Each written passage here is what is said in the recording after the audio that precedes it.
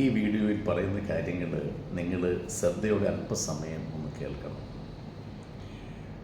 ഒരു കാലത്ത് എനിക്കൊരു നല്ല സുഹൃത്തുണ്ടായിരുന്നു. അദ്ദേഹം പ്രായമുള്ള മനുഷ്യനാണ്. എൻ്റെ അടുത്ത് വരുന്ന സമയത്ത് അദ്ദേഹം എന്നോട് പറയുമായിരുന്നു, എൻ്റെ തെറ്റുകളേക്ക് ദൈവം ക്ഷമിക്കുമോ? ഞാൻ ഒത്തിരി തെറ്റുകൾ ചെയ്തിട്ടുണ്ട്. എൻ്റെ തെറ്റുകളെന്ന് പറഞ്ഞു കഴിഞ്ഞാൽ ഞാൻ ഒത്തിരി ആൾക്കാരെ ദ്രോഹിച്ചിട്ടുണ്ട്.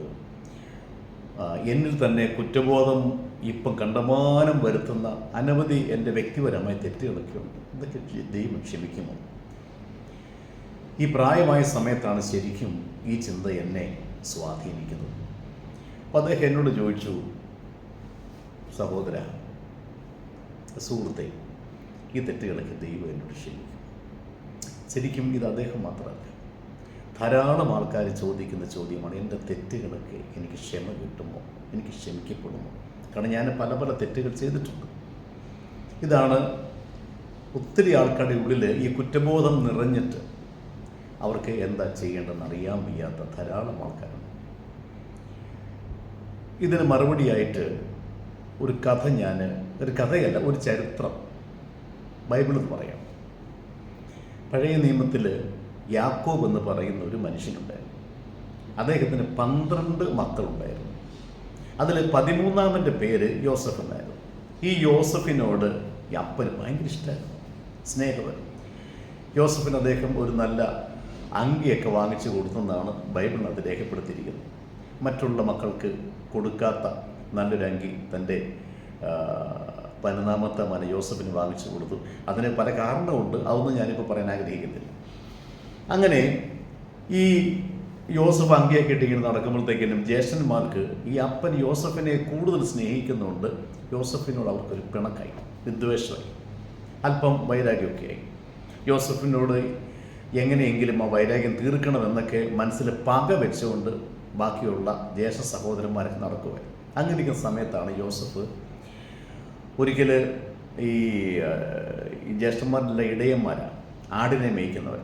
അപ്പോൾ അവർ ആടിനെ മേയ്ക്കാൻ വേണ്ടി പോയ സമയത്ത് അപ്പൻ യാക്കോബ് യോസഫിനോട് പറഞ്ഞു, നീ പോയിട്ട് നിൻ്റെ സഹോദരന്മാരുടെ കാര്യങ്ങൾ തിരക്ക് എന്ന് പറഞ്ഞ് യോസഫിനെ ആഹാരമൊക്കെ ആയിട്ട് വിടുവാം.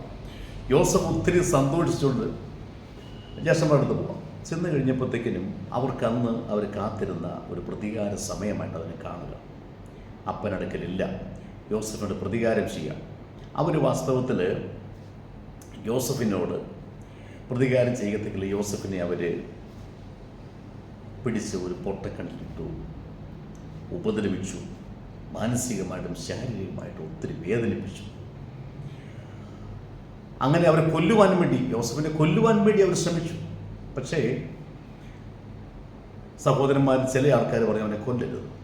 അങ്ങനെ ഇരിക്കുമ്പോഴാണ് ഈ അന്നത്തെ കച്ചവടക്കാർ, ബിസിനസ്സുകാർ, മിസ്രയീമിൽ നിന്നും മറ്റു പല രാജ്യങ്ങളിൽ ബിസിനസ്സിന് പോകുന്ന കച്ചവടക്കാർ അതിലെ വരുമ്പോഴത്തേക്കിനും അവരെ കച്ചവടക്കാർക്ക് യോസഫിനെ അടിമയായിട്ട് വിറ്റ് കളയുക. യോസഫ് അവിടെ നിന്ന് മിസ്രയീമിലേക്ക് പോവുക.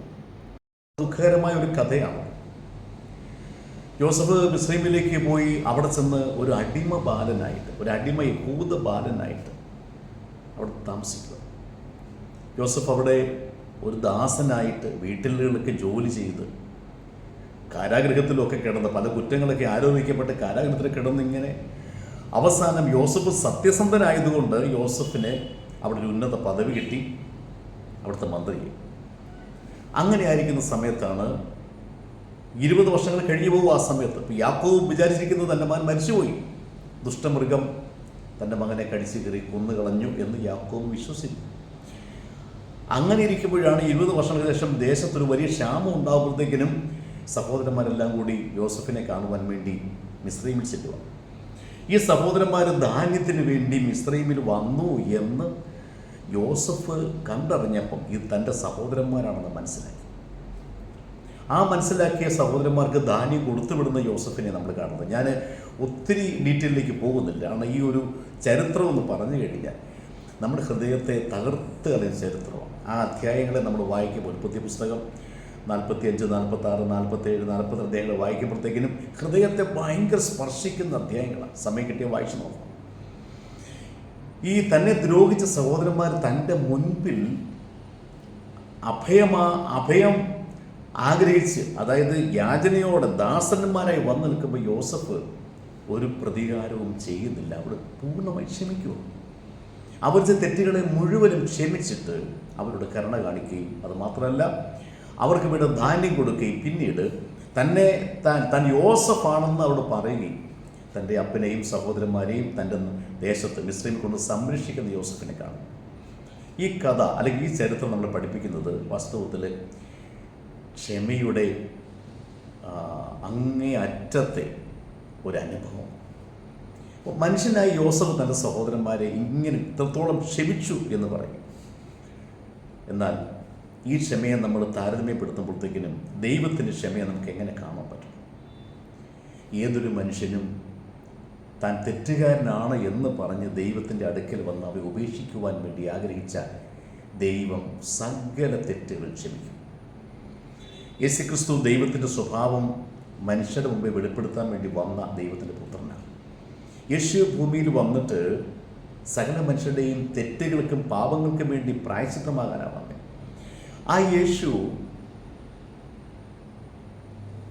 എല്ലാവരുടെയും തെറ്റുകളെ ക്ഷമിക്കുവാൻ കൃപയും കരുണയുള്ള ദൈവമാണ് എന്ന് ബൈബിൾ എഴുതിയിട്ടുണ്ട്.